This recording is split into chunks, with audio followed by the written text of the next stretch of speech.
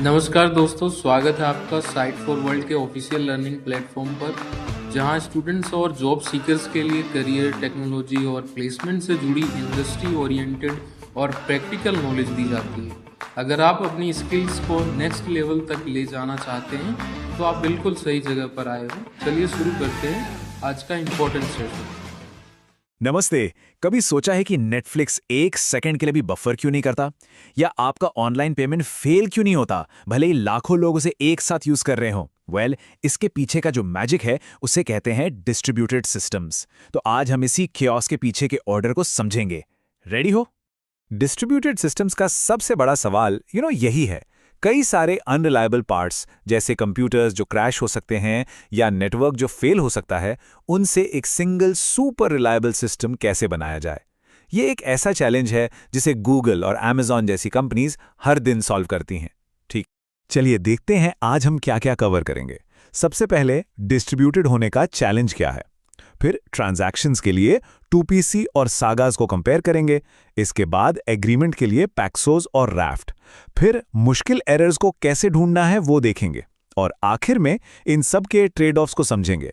चलिए शुरू करते हैं। सोच के देखो, जब आपका सारा कोड एक ही मशीन पे चलता है तो चीजें कितनी सिंपल होती है, राइट? लेकिन जैसे ही आप उस काम को 10 अलग अलग मशीन्स में बांट देते हो, बेसिक गारंटीज टूट जाती हैं। एक मशीन को कैसे पता चलेगा कि दूसरी मशीन ने अपना काम ठीक से किया या नहीं? बस यहीं से सारी कॉम्प्लेक्सिटी शुरू होती है। तो चलिए पहले चैलेंज की बात करते हैं, ट्रांजैक्शंस। मान लीजिए आप ऑनलाइन कुछ ऑर्डर करते हो। इसमें पेमेंट, इन्वेंट्री और शिपिंग 3 अलग अलग सर्विसेज को एक साथ अपडेट होना होता है। अगर पेमेंट हो गया लेकिन इन्वेंट्री अपडेट नहीं हुआ तो प्रॉब्लम हो जाएगी। आपसे पैसे ले लिए लेकिन आइटम स्टॉक से कम नहीं हुआ। तो हम कैसे गारंटी करें कि या तो सारे स्टेप्स सक्सेस होंगे या फिर कोई भी नहीं? इसी प्रॉब्लम को डिस्ट्रीब्यूटेड ट्रांजैक्शंस सॉल्व करते हैं। अब इस प्रॉब्लम को सॉल्व करने के 2 पॉपुलर पैटर्न्स हैं। लेफ्ट में है 2 फेज कमिट यानी 2PC। इसमें कोऑर्डिनेटर होता है जो सबसे पूछता है, फेज 1 क्या सब रेडी हैं? अगर सारी सर्विसेज यस कहती हैं तभी कोऑर्डिनेटर फेज 2 अब कमिट करो का कमांड देता है। एक ने भी नो कहा तो सब कुछ रोल बैक। ये बहुत स्ट्रिक्ट है। और राइट में है सागास। यहां हर सर्विस अपना काम करके एक इवेंट भेजती है जो अगली सर्विस को ट्रिगर करता है। अगर कोई स्टेप फेल होता है तो हम कॉम्पनसेटिंग एक्शन चलाते हैं जो किए गए काम को रिवर्स करते हैं, जैसे कि रिफंड प्रोसेस करना। समझ आ रहा है दोनों में डिफरेंस? तो सवाल ये है कि कब क्या यूज करें। देखिए, सिंपल रूल है, 2PC तब यूज करो जब आपको टाइट कपलिंग और इमीडिएट कंसिस्टेंसी चाहिए, जैसे एक ही डेटाबेस के अंदर 2 अलग टेबल्स को अपडेट करना। और सागास तब यूज करो जब प्रोसेस लंबा हो और सर्विसेज लूजली कपल्ड हो, जैसे फ्लाइट, होटल और कार बुकिंग। यहां हर सर्विस इंडिपेंडेंट होती है और अपना काम अकेले कर सकती है।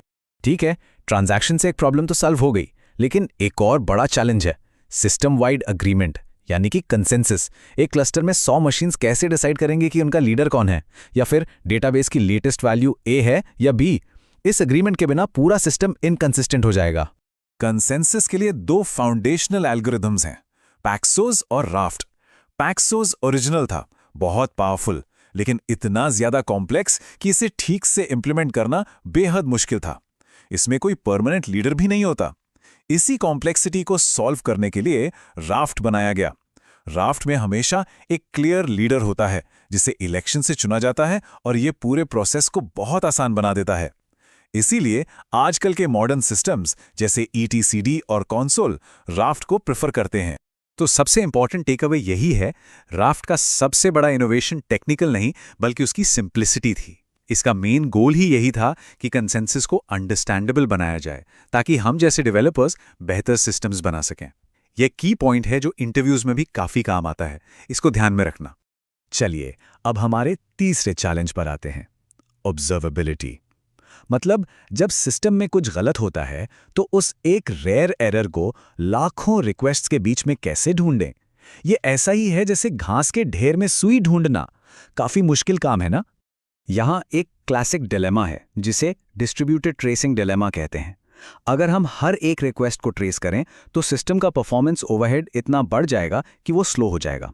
लेकिन अगर हम सिर्फ कुछ रिक्वेस्ट का सैंपल लें, जैसे हजारों में से सिर्फ एक, तो इस बात का पूरा चांस है कि हम वो रेयर एरर आसानी से मिस कर देंगे जिसे हम ढूंढ रहे हैं।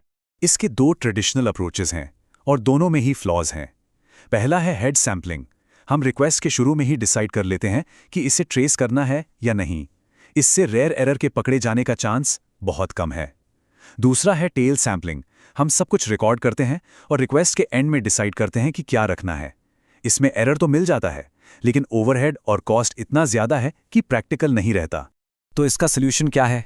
वेल, एक ब्रिलियंट पेपर है हाइंडसाइट, जो इसके लिए एक परफेक्ट एनालॉजी देता है। उनका सिस्टम एक कार के डैशकैम जैसा है। वो हमेशा रिकॉर्ड करता है, लेकिन फुटेज को परमानेंट सेव तभी करता है जब कोई झटका लगता है, यानी जब सिस्टम में कोई एरर डिटेक्ट होता है। पावरफुल आइडिया है ना? इसी कॉन्सेप्ट को कहते हैं रेट्रोएक्टिव सैम्पलिंग। इसमें सारा ट्रेस डेटा लोकली बफल होता है, लेकिन उसे सेंट्रली कलेक्ट और सेव तभी किया जाता है जब कोई प्रॉब्लम डिटेक्ट हो। इससे हमें लो ओवरहेड में हाई विजिबिलिटी मिलती है, यानी आम के आम गुठलियों के दाम, दोनों वर्ल्ड्स का बेस्ट। ये ऑब्जर्वेबिलिटी में एक गेम चेंजिंग आइडिया है। तो हमने ट्रांजैक्शंस, कंसेंसस और ऑब्जर्वेबिलिटी के पैटर्न्स देखे। अब इन सबको एक साथ लाने का टाइम है। देखिए, डिस्ट्रीब्यूटेड सिस्टम्स डिजाइन करने का मतलब ही इन्हीं चॉइसेस और ट्रेड ऑफ्स को समझना है। यहां कोई एक बेस्ट सॉल्यूशन नहीं होता, सिर्फ आपके यूज केस के लिए राइट सॉल्यूशन होता है। तो आज के कोर ट्रेड ऑफ्स को चलिए समराइज करते हैं। कंसिस्टेंसी के लिए स्ट्रिक्ट 2PC या फ्लेक्सिबल सागास, कंसेंसस के लिए थ्योरेटिकली परफेक्ट पैक्सोस या प्रैक्टिकली सिंपल राफ्ट, और ऑब्जर्वेबिलिटी के लिए कंप्लीट विजिबिलिटी वाला टेल सैम्पलिंग या लो ओवरहेड वाला रेट्रोएक्टिव सैम्पलिंग। एक अच्छा सिस्टम्स डिजाइनर हमेशा इन्हीं ट्रेड ऑफ्स को ध्यान में रखकर ही डिसीजंस लेता है। मैं आपको इस आखिरी सवाल के साथ छोड़ना चाहता हूं। जैसे जैसे सिस्टम्स और भी कॉम्प्लेक्स होते जा रहे हैं, क्या हमारा सबसे बड़ा चैलेंज नए सिस्टम्स बनाना है या जो हमने बना लिए हैं उन्हें अच्छे से समझना है? इस पर जरूर सोचिए, अपने थॉट्स कमेंट्स में जरूर शेयर करें। मिलते हैं। तो हमारे चैनल को सब्सक्राइब कीजिए और वीडियो को अपने दोस्तों के साथ शेयर जरूर कीजिए। कमेंट सेक्शन में अपना डाउट या नेक्स्ट टॉपिक लिखना मत भूलिएगा।